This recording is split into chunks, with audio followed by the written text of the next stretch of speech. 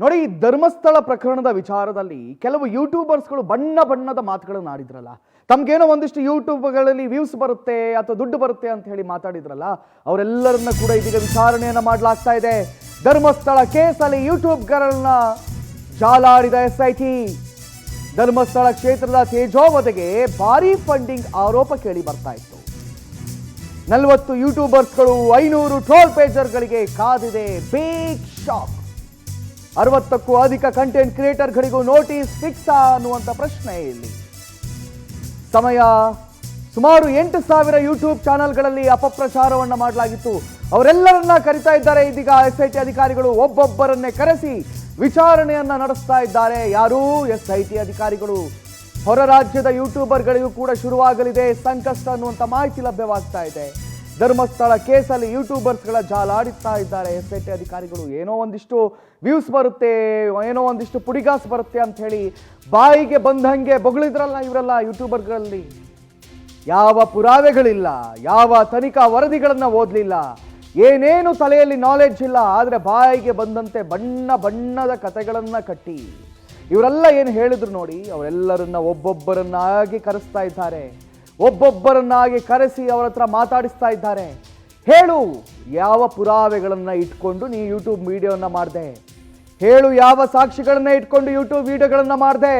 ಹೇಳು, ಯಾವ ಆಧಾರದಲ್ಲಿ ಯೂಟ್ಯೂಬ್ ವಿಡಿಯೋಗಳನ್ನ ಮಾಡಿದೆ? ಇವೆಲ್ಲವನ್ನ ಕೂಡ ಹಂತ ಹಂತವಾಗಿ ಕೇಳ್ತಾ ಇದ್ದಾರೆ.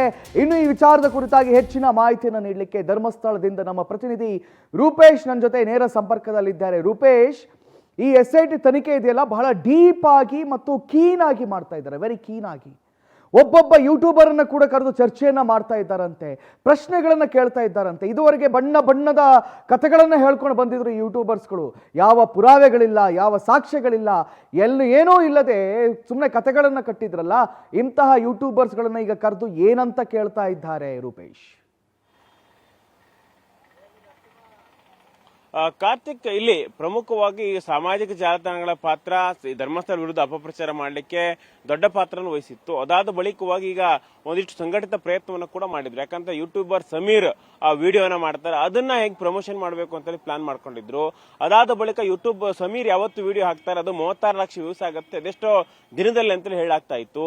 ಹೀಗಾಗಿ ಕಾರಣ ಏನು ಅಂತ ಹೇಳಿದಾಗ ಒಟ್ಟಾರಾಗಿ 500ರಿಂದ 1000 ಟ್ರೋಲ್ ಪೇಜಸ್ಗಳು, ಅದಾದ ಬಳಿಕ ಸೋಷಿಯಲ್ ಮೀಡಿಯಾ ಹ್ಯಾಂಡಲ್ಸ್ಗಳು, 80ರಿಂದ 100 ಕಂಟೆಂಟ್ ಕ್ರಿಯೇಟರ್ ಎಲ್ಲರೂ ಕೂಡ ಷಡ್ಯಂತ್ರವನ್ನ ಮಾಡಿದ್ರು. ಅದಾದ ಬಳಿಕವಾಗಿ ಇಲ್ಲಿ ಈ ಮೂಲಕವಾಗಿ ಈಗ ವಿಡಿಯೋನ ಹೈಪ್ ಮಾಡ್ಲಿಕ್ಕೆ ಆಗುತ್ತೆ. ಕೆಲವಷ್ಟು ಗೊತ್ತಿದ್ದು ಮಾಡ್ತಾರೆ, ಕೆಲವಷ್ಟು ಗೊತ್ತಿಲ್ಲದೆ ಮಾಡ್ತಾರೆ. ಅದೇ ಹಣಕಾಸಿನ ಆಸೆಯಿಂದ ಯಾರೆಲ್ಲ ಮಾಡಿದಾರಲ್ಲ ಅವ್ರಿಗೆ ಈಗ ಚಳಿಜರ ಬಿಡಿಸಲಿಕ್ಕೆ SIT ಪೊಲೀಸರು ಮುಂದಾಗಿದ್ದಾರೆ. ಇಲ್ಲಿ ಪ್ರಮುಖವಾಗಿ ಎಲ್ಲ ದಾಖಲೆಗಳನ್ನು ಕಲೆ ಹಾಕ್ತಾ ಇದೆ. ಎಲ್ಲಾ ಯೂಟ್ಯೂಬರ್ಸ್ ಗಳಿಗೆ ನೋಟಿಸ್ ಅನ್ನು ಕೊಟ್ಟು ವಿಚಾರಣೆ ಕರೆಯೋದಿಲ್ಲ. ಮೇನ್ ಆಗಿರ್ತಕ್ಕಂಥ, ಯಾಕಂತ ಹೇಳಿದ್ರೆ ಮನಾಫ್ ಅಂತೇಳಿ ಒಬ್ಬ ಇದ್ದಾನೆ, ಆತ ಈ ವಿಡಿಯೋನ ತಲೆಬುರುಡಿಯನ್ನು ಮೊದಲು ತೋರಿಸ್ತಾನೆ. ಅದಾದ ಬಳಿಕ ಅಭಿಷೇಕ್ ನೋಡಿದ್ದೇವೆ ಈಗಾಗಲೇ ಕರೆದಿದ್ದು.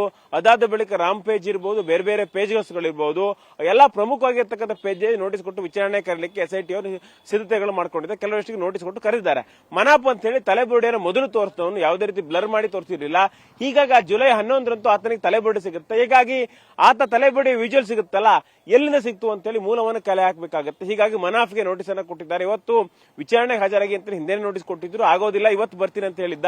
ಹೀಗಾಗಿ ಇವತ್ತು ಮನಾಫ್ ಬರುವಂತ ಸಾಧ್ಯತೆಗಳಿರುತ್ತೆ. SIT ಮುಂದೆ ಆತ ಎಲ್ಲಾ ವಿಚಾರವನ್ನು ಹೇಳಬೇಕಾಗುತ್ತೆ. ಯಾಕಂತ ಹೇಳಿದ್ರೆ SIT ಪೊಲೀಸ್ನವರು ಒಂದಿಷ್ಟು ಸಾಕ್ಷಿಗಳನ್ನು ಕೂಡ ಕಲೆ ಹಾಕೊಂಡಿದ್ದಾರೆ, ಅಲ್ಲ ವಿಡಿಯೋನ ಡೌನ್ಲೋಡ್ ಮಾಡಿಕೊಂಡಿದ್ದಾರೆ. ಯಾಕೆ ವಿಡಿಯೋ ಮಾಡಿದ್ರೆ, ಈ ಒಂದು ಕಂಟೆಂಟ್ ಹೇಳಲಿಕ್ಕೆ ಏನ್ ಪ್ರೂಫ್ಸ್ ಇತ್ತು ಅಂತೇಳಿ ಕೂಡ ಕೇಳೋರಿದ್ದಾರೆ. ಹೀಗಾಗಿ SIT ಪೊಲೀಸ್ನವರು ತನಿಖೆಯನ್ನ ಮಾಡೋರಿದ್ದಾರೆ. ಹೀಗಾಗಿ ತನಿಖೆಯನ್ನ ದೊಡ್ಡ ಮಟ್ಟಕ್ಕೆ ಮಾಡ್ತಾ ಇದೆ. ಅದೇ ರೀತಿ ಯೂಟ್ಯೂಬರ್ ಅಭಿಷೇಕ್ ಕೂಡ ಹಿಂದೆ ಕ್ವಶನ್ಗಳನ್ನು ಕೇಳಲಾಗಿತ್ತು. ಅದಾದ ಬಳಿಕ ಈಗ ಮೇನ್ ಇದಾರಲ್ಲ ಅವರೆಲ್ಲರೂ ಕೂಡ ನೋಟಿಸ್ ಅನ್ನ ಕೇಳ್ತಾರೆ. ಮನಾ ಪಿಕ್ಚರ್ ಕೂಡ ಇದೇ ಆಗಿದೆ. ಕೇರಳದಲ್ಲಿ ಕ್ರಿಯಾ ಸಮಿತಿಯನ್ನು ಮಾಡ್ಕೊಂಡಿದ್ದಾರೆ. ಇದ್ರ ಬಗ್ಗೆ ಕೂಡ SIT ಪ್ರಶ್ನೆಗಳನ್ನು ಕೇಳ್ತಾರೆ. Karthik, thank you Rupesh, thank you ತಮ್ಮೆಲ್ಲ ಮಾಹಿತಿಗಳಿಗಾಗಿ.